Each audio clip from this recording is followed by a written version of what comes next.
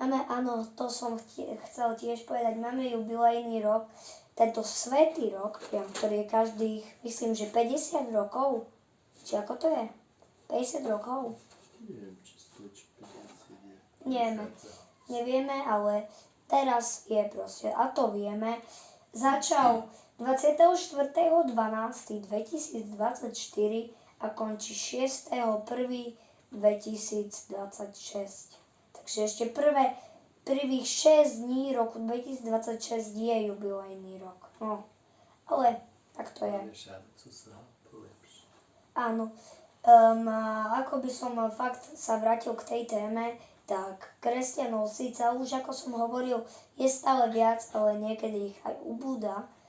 A najmenej kresťanov je v Saudskej Arábii, čo vy asi aj viete, v Saudsko-Arabských Emirátoch. Tak tam je ich veľmi málo a tam za opustenie islámu vlastne môžete byť aj zabití, čo je niečo extrémne.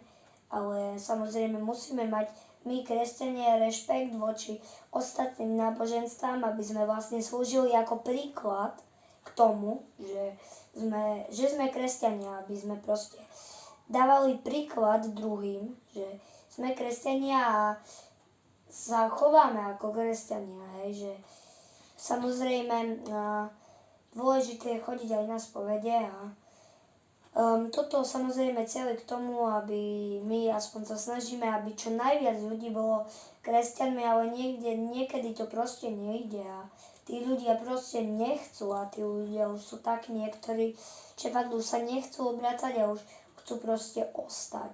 Ale samozrejme je nás viac a viac a to, aspoň v toho sme radi, ale už vieme, aká je moderná doba, že chcú nás nahradiť roboti a chcú nám práce všetko zobrať, ale my sa nemusíme bať, pretože vieme, že Boh nás od toho ochráni a vieme, že On nás proste zachráni od toho.